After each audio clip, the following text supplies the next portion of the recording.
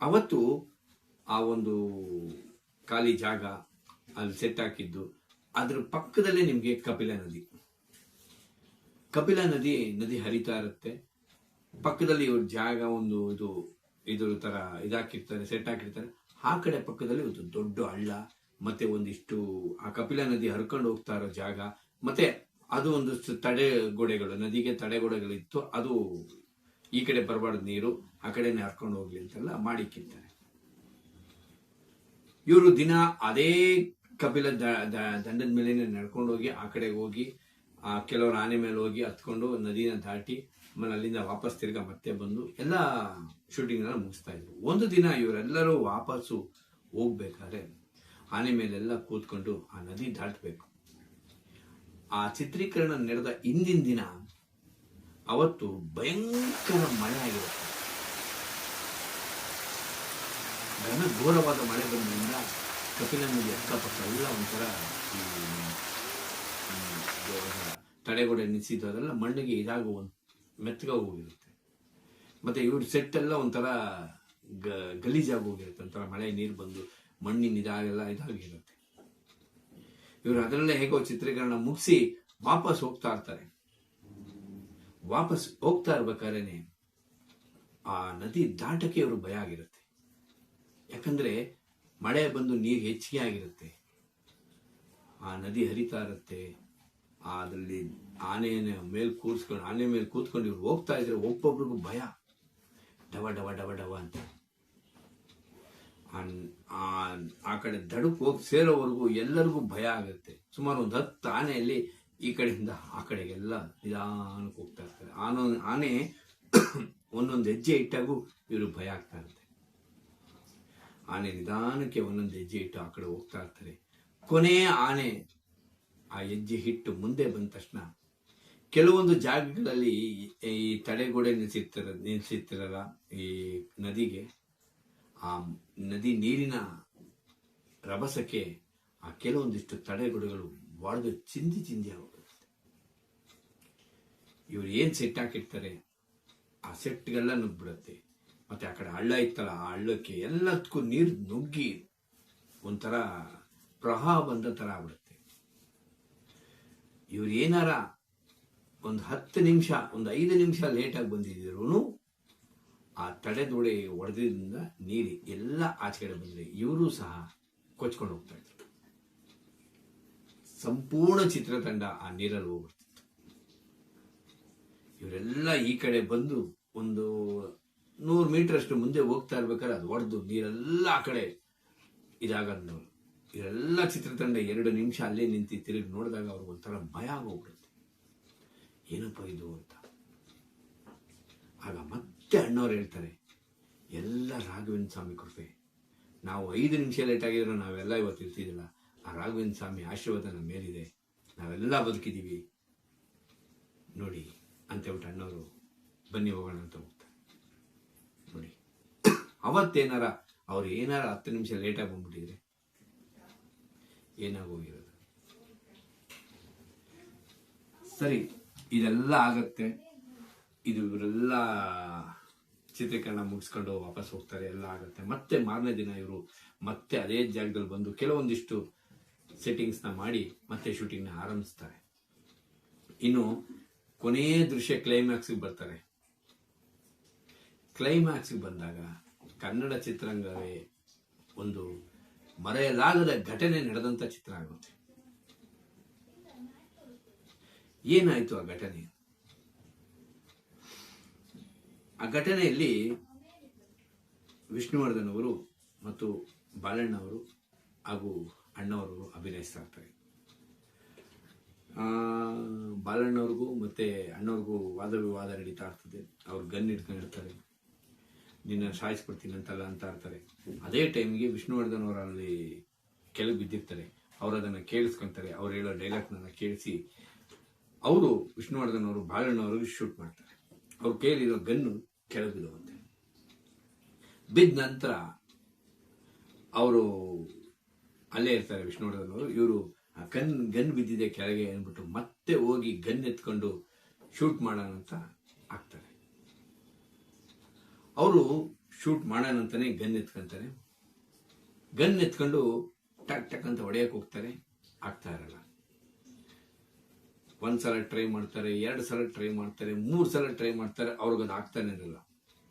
ಏನಾಯ್ತು ಏನೋ ಪ್ರಾಬ್ಲಮ್ ಆಯ್ತು ಅಂತಲ್ಲ, ಏನೇನೋ ಟ್ರೈ ಮಾಡ್ತಾರೆ, ಆಗ್ತಾ ಇರಲ್ಲ. ಅವ್ರಿಗೆ ಆಗ್ತಾ ಇರೋ ತೊಂದರೆ ಆಗಿ ಅವರು ಅಂದ್ಬಿಟ್ಟು ಒಂದು 10 ನಿಮಿಷ ರೆಸ್ಟ್ ತಗೊಳ್ಳೋಣ ಅಂದ್ಬಿಟ್ಟು ಸ್ವಲ್ಪ ಹೊತ್ತು ಕೂತ್ಕೊಂತಾರೆ. ಮತ್ತೆ ತಿರ್ಗಾ ಶೂಟಿಂಗ್ ಸ್ಟಾರ್ಟ್ ಮಾಡ್ತಾರೆ. ಮತ್ತೆ 2 ಸಲ ಅವ್ರು ಟೇಕ್ ಮಾಡಿದಾಗ ಅವ್ರ ಕೈಲಿ ಆಗಲ್ಲ. ಆಗ ಕ್ಯಾಮ್ರಾಮನು, ಸರ್ ಇದು ಯಾಕೋ ಆಗ್ತಾ ಇಲ್ಲ, ನೀವು ಆ ಒಂದು ಸೀನ್ ಮಾಡ್ಬಿಡಿ, ನಾನು ರೀಲ್ ಸ್ವಲ್ಪ ನನಗೆ ನೀವು ಜಾಸ್ತಿ ಇದು ಮಾಡ್ಬಿಟ್ಟಿದ್ದೀರ, ರೀಲ್ನ ನಾನು ಬೇರೆ ರೀಲ್ ಹಾಕ್ಬೇಕು ಅಂತಬಿಟ್ಟು ಅವ್ರು ಏನೋ ಒಂದು ಇದನ್ನ ರೀಲ್ ತೆಗೆದು ಬೇರೆ ರೀಲ್ ಹಾಕಕ್ಕೆ 10 ನಿಮಿಷ ಟೈಮ್ ಕೊಡ್ತೀನಿ, ಅಷ್ಟೊತ್ತಲ್ಲಿ ನೀವು ಅದನ್ನ ಪ್ರಾಕ್ಟೀಸ್ ಮಾಡ್ಕೊಳ್ಳಿ ಸರ್ ಕ್ಲೀನಾಗಿ ಅಂತಲೇ ಹೇಳಿ ಕ್ಯಾಮ್ರಾಮನು ಆ ಕ್ಯಾಮ್ರಾನ ತೆಗೆದು ಅದಕ್ಕೆ ರೀಲ್ ಏನು ತುಂಬಬೇಕಾಗಿತ್ತು ಅದನ್ನು ತುಂಬೋ ಕೆಲಸನ ಮಾಡ್ತಾ ಇರ್ತಾರೆ. ಆಗ ಇಲ್ಲಿ ಈ ಕಡೆ ಬಾಲಣ್ಣವರು ಆ ಗನ್ ಇಟ್ಕೊಂಡು ನೋಡ್ತಾ ಇರ್ತಾರೆ. ಏನಾಯ್ತು ಇದು, ನನ್ನ ಕೈಲಿ ಏನ್ ಜಾಗ್ತಾ ಅದಲ್ಲ, ಏನಾಗುತ್ತೆ ಅಂತೆಲ್ಲ ನೋಡ್ತಾ ಇರ್ಬೇಕಾರೆ ಅಣ್ಣವ್ರು ಆ ಕಡೆ ದೂರದಲ್ಲಿ ಇರ್ತಾರೆ, ವಿಷ್ಣುವರ್ಧನ್ ಅವರು ಆ ಕಡೆ ಪಕ್ಕದಲ್ಲಿ ಇರ್ತಾರೆ. ಅವ್ನು ರೀಲ್ ತುಂಬ್ತಾ ಇದ್ದಾನೆ, ಇನ್ನೇನು 2 ನಿಮಿಷ ಸ್ಟಾರ್ಟ್ ಆಗ್ಬಿಡುತ್ತೆ ಅನ್ನೋಷ್ಟರಲ್ಲಿ MP ಶಂಕರ್ ಅವ್ರು ಬರ್ತಾರೆ. MP ಶಂಕರ್ ಅವ್ರು ಬಂದ್ಬಿಟ್ಟು ನೋಡ್ಬಿಟ್ಟು ಏನಪ್ಪ ಏನ್ ಮಾಡ್ತಾ ಇದೆಯಾ ಬಾಲಣ್ಣ ನೀನು, ಹಂಗೆ ಹಿಂಗೆ ಅಂತ ಹೇಳ್ಬಿಟ್ಟು ಗನ್ನನ ಕೆಳಗೆ ಹಿಂಗೆ ಇಟ್ಬಿಟ್ಟು ಟಕ್ ಅಂತ ಹಿಂಗೆ ಹೊಡಿತಾರೆ. ಈ ಸದ್ದು ಕನ್ನಡ ಚಿತ್ರರಂಗನೇ ಅಲ್ಲಾಡಿಸ್ಬಿಡ್ತು. ಅದು ಈಗಲೂ ಅಲ್ಲಾಡಿಸ್ತಾ ಇದೆ. ಕೆಲವೊಂದು ದುಶ್ಮನ್ಗಳು ಅದನ್ನ ಇಟ್ಕೊಂಡು ಆಟ ಆಡ್ತಾ ಇದ್ದಾರೆ. ಅದು ಹೊಡೆದಿದ ತಕ್ಷಣನೇ ಆ ಸದ್ದು ಸುಮಾರು 3 ಅಡಿಗಳಿಗೆ ಹೋಗುತ್ತೆ. ಅಲ್ಲಿ ಅಕ್ಕಪಕ್ಕ ಮಣ್ಣಿನ ಧೂಳೆಲ್ಲ ಎಗರ್ಬಿಡುತ್ತೆ. ಇಡೀ ಚಿತ್ರತಂಡ ಅಲ್ಲಿ ಚಿತ್ರೀಕರಣಕ್ಕೆ ನಿಂತಿದ್ದಂತೆ ಎಲ್ಲರಿಗೂ 2 ನಿಮಿಷ ಏನು ಕಾಣದೇ ಇರೋ ತರ ಆಗ್ಬಿಡುತ್ತೆ. ಎಲ್ಲರಿಗೂ ಭಯ ಶುರುವಾಗುತ್ತೆ ಮನಸ್ಸಲ್ಲಿ, ಏನಾಯ್ತು ಅಂತ. ಎಲ್ಲರೂ ಯೋಚನೆ ಮಾಡ್ತಾ ಹಂಗೇ ನಿಂತಿರ್ತಾರೆ 2 ನಿಮಿಷ. ಯಾರೂ ಮಾತಾಡಲ್ಲ, ಭೂಮಿನೇ ಅವ್ರ ಮೇಲೆ ಬಂದು ಬಿದ್ದುಬಿಟ್ಟಿದವ್ರ ತರ ಆಗಿರ್ತಾರೆ. ಯಾಕೆ? ಅದೇನಾರ MP ಶಂಕರ್ ಅವರು ಬಾಲಣ್ಣವರು ಗುನ್ನ ಹೊಡೆದಿದ್ದೀರ ಅವತ್ತು, ಅವ್ರು ಹೊಡಿಬೇಕಾಗಿದ್ದು ಅಣ್ಣವ್ರಿಗೆ ನೇರವಾಗಿ. ಅಣ್ಣವ್ರಿಗೆ ಏನಾರು ಹೊಡೆದ್ಬಿಟ್ಟಿದ್ರೆ ಏನಾಗಿ ಹೋಗಿರೋದು? ಇಡೀ ಚಿತ್ರತಂಡ ಸೈಲೆಂಟ್ ಆಗಿ ನಿಂತಿರುತ್ತೆ. ಆಗ ದೂರದಲ್ಲಿ ನಿಂತಿದ್ದ ಅಣ್ಣವರು ಏನೂ ಯೋಚನೆ ಮಾಡದೆ ಸೀದಾ ಬಂದ್ಬಿಟ್ಟು, ಏನಾಯ್ತು, ಎಲ್ಲರೂ ಸಮಾಧಾನಗಿರಿ ಫಸ್ಟು ಅಂತ ಹೇಳಿ ಅಣ್ಣವರು ಬನ್ನಿ ಕೂತ್ಕೊಳ್ಳಿ ಅಂದ್ಬಿಟ್ಟು MP ಶಂಕರ್ ಅವ್ರಿಗೂ ಬಾಲಣ್ಣವ್ರಿಗೂ ನೀರು ಕೊಡ್ತಾರೆ.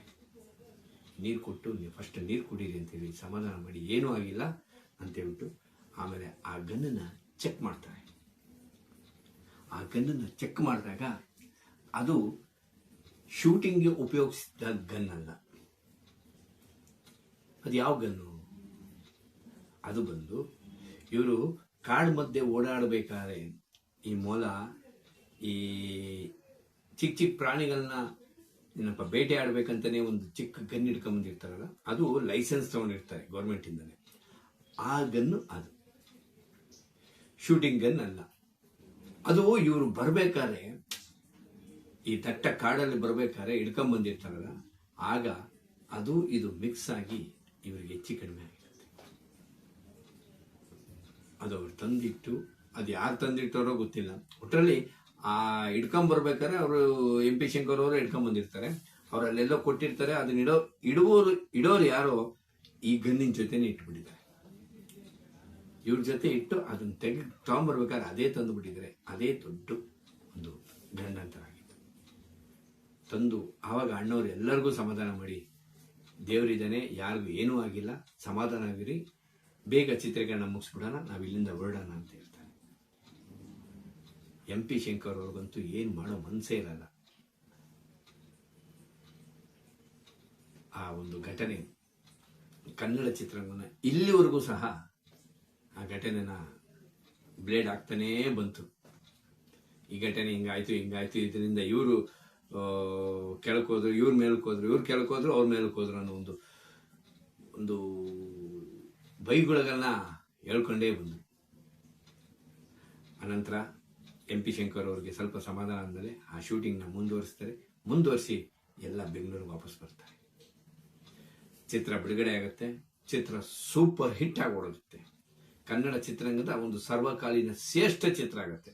ಬರೀ ಕನ್ನಡ ಚಿತ್ರರಂಗದ, ಭಾರತೀಯ ಚಿತ್ರರಂಗದ ಸರ್ವಕಾಲದ ಶ್ರೇಷ್ಠ ಚಿತ್ರ ಆಗುತ್ತೆ. ಅಲ್ಲಿವರೆಗೂ ಯಾವ ಒಬ್ಬ ಫಾರೆಸ್ಟ್ ಆಫೀಸರ್ಗೆ ಮತ್ತೆ ಯಾವ್ಯಾವ ಒಬ್ಬ ಕಾಡಿನ ಬಗ್ಗೆ ಒಂದು ಚಿತ್ರ ಬಂದಿದ್ದಿಲ್ಲ. ಇದೇ ಮೊದಲ ಚಿತ್ರ.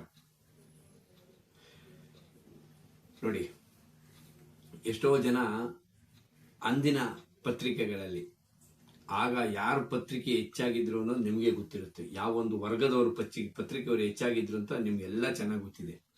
ಅವರು ಈ ವಿಷಯ ಅಲ್ಲಿ ಇದಾಯ್ತು, ವಾಪಸ್ ಬಂತು, ಪೇಪರ್ ಅವ್ರಲ್ಲಿ ಎಲ್ಲೂ ಬಂದಿಲ್ಲ, ಪೇಪರ್ ಅವ್ರಿಗೆ ಯಾರು ಏನು ಸ್ಟೇಟ್ಮೆಂಟ್ ಕೊಟ್ಟಿಲ್ಲ, ಅಣ್ಣವರಾಗ್ಲಿ ವಿಷ್ಣುವರ್ಧನ್ ಅವರಾಗ್ಲಿ ಯಾರೂ ಸಹ ಈ ಪೇಪರ್ ಬಗ್ಗೆ ಮಾತಾಡ್ತಾ ಇಲ್ಲ. ಏನಕ್ಕೆ ಮಾತಾಡ್ತಾ ಇಲ್ಲ ಇದ್ರ ಬಗ್ಗೆ, ಹಂಗೆ ಹಿಂಗೆ, ಅಣ್ಣವ್ರು ಯಾಕೆ ಮಾತಾಡ್ತಾ ಇಲ್ಲ ಅಂತ ಕೆಲವೊಂದು ವರ್ಗ, ಪತ್ರಿಕೆ ವರ್ಗ ಅಣ್ಣವ್ರ ಮೇಲೆ ಒಂಥರ ಇಲ್ಲ ಸಲ್ಲದ ಆರೋಪಗಳನ್ನ ಮಾಡ್ತಾ ದಿನಾ ಪತ್ರಿಕೆಯಲ್ಲಿ ಬರೆಯೋ ಸ್ಟಾರ್ಟ್ ಮಾಡ್ತಾರೆ. ಆ ಪತ್ರಿಕೆಯವರು ಕೆಲವರು ಎಲ್ಲ ಹೋಗ್ಬಿಟ್ಟಿದ್ದಾರೆ, ಇನ್ನು ಕೆಲವರು ಇದ್ದಾರೆ. ಅವ್ರಿಗೆಲ್ಲ ತಿಳಿದು ಹೇಳೋದೇನೆಂದ್ರೆ, ಅಣ್ಣವರು ಮಾತಾಡಿಲ್ಲ ಅಂತ ನೀವೆಲ್ಲ ಹೇಳಿದ್ರಲ್ಲ, ಅಣ್ಣವರು ಅವರ ಜೀವನದ ಚರಿತ್ರೆಯ ಕಥಾನಾಯಕನ ಕತೆ ಪುಸ್ತಕ ಆಗ ವಿಜಯ ಚಿತ್ರದಲ್ಲಿ ಬರ್ತಾ ಇತ್ತು. ಆ ವಿಜಯ ಚಿತ್ರದಲ್ಲಿ ಅಣ್ಣವ್ರು ಹೇಳಿದ್ದಾರೆ. ಆಗ ಎಷ್ಟೊಂದು ಜನ ಓದಿದಾರೋ ಇಲ್ವೋ ಗೊತ್ತಿಲ್ಲ, ಕೆಲವರು ಸುಮ್ಮನೆ ಆಗ್ಬಿಟ್ಟಿದಾರೋ ಅನ್ನೋ ಗೊತ್ತಿಲ್ಲ. ಅದೀಗ ಮತ್ತೆ ಪ್ರಿಂಟ್ ಆಗಿ ಬಂದಿದೆಯಲ್ಲ ಹಂಪೆ ವಿಶ್ವವಿದ್ಯಾಲಯದಿಂದ, ಅದರಲ್ಲೂ ಸಹ ಇದೆ ನೋಡಿ.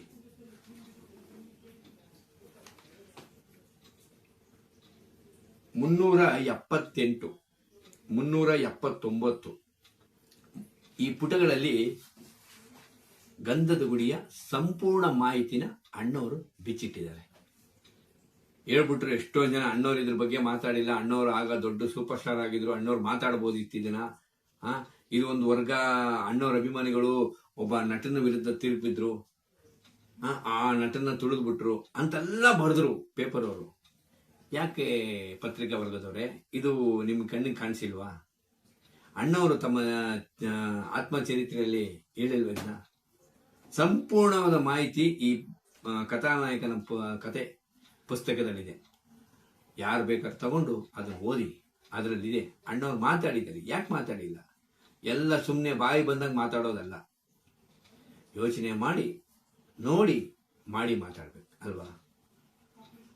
ಆಮೇಲೆ ಇನ್ನು ಈ ಚಿತ್ರದ ಬಗ್ಗೆ ಹೇಳ್ಬೇಕಾದ್ರೆ ಇನ್ನೊಂದು ವಿಶೇಷವಾದಂತ ಮಾಹಿತಿ ನೋಡಿ. ಈ ಚಿತ್ರ ಇದು ಒಂದು ಅದ್ಭುತವಾದ ಮಾಹಿತಿ ಅಂತಾನೆ ಹೇಳ್ಬೋದು ನಿಮ್ಗೆ. ಇದೊಂದು ದಾಖಲೆ ಅಂತಾನೆ ಹೇಳ್ಬೋದು. ಈ ಚಿತ್ರದಲ್ಲಿ ನಿಮ್ಗೆ ಆನೆ, ಸಿಂಹ, ಚಿರತೆ, ಆಮೇಲೆ ಹಾವು ಮತ್ತೆ ಮೊಸಳೆ, ಆಮೇಲೆ ಹುಲಿ, ಇದೆಲ್ಲ ಪ್ರಾಣಿಗಳಿರ್ತಲ್ಲ, ಆ ಎಲ್ಲ ಪ್ರಾಣಿಗಳ ಜೊತೆ ಅಣ್ಣವರು ಗುದ್ದಾಟ ಮಾಡಿರ್ತಾರೆ.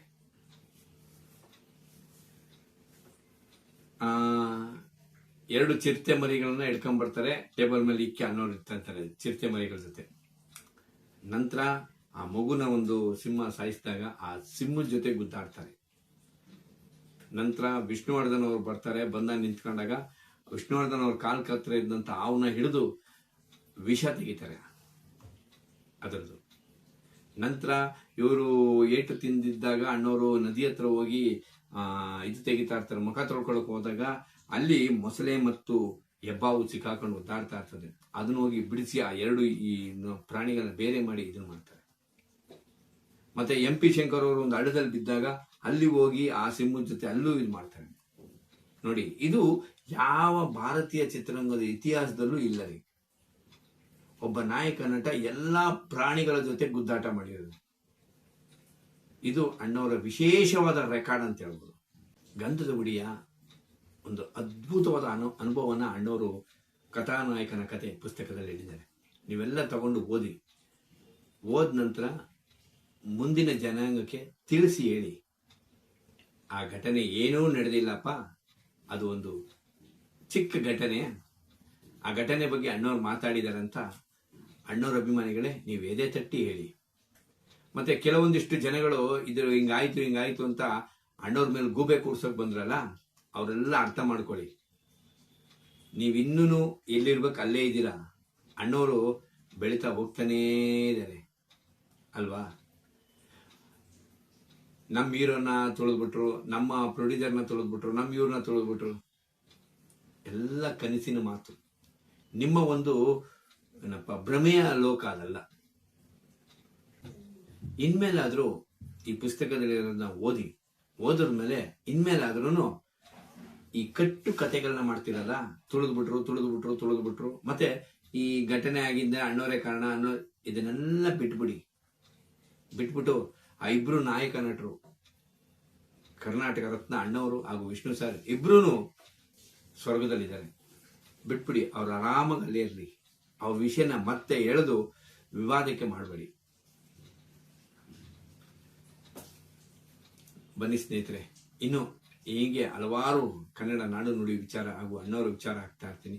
ನಿಮಗೆ ನನ್ನ ಚಾನಲ್ ಇಷ್ಟ ಆಗಿದ್ರೆ ನನ್ನ ಚಾನಲ್ನ ಸಬ್ಸ್ಕ್ರೈಬ್ ಮಾಡಿ, ಶೇರ್ ಮಾಡಿ, ಕಮೆಂಟ್ ಮಾಡಿ, ಲೈಕ್ ಮಾಡಿ. ನಿಮ್ಮ ಅಭಿಪ್ರಾಯ ಏನೇ ಇದ್ರು ನೇರವಾಗಿ ತಿಳಿಸಿ. ಸಿರಿಗನ್ನಡಂ ಗೆಲ್ಗೆ, ಸಿರಿಗನ್ನಡಂ ಬಲ್ಗೆ. ಜೈ ಕರ್ನಾಟಕ ಮಾತೆ. ನಮಸ್ಕಾರ.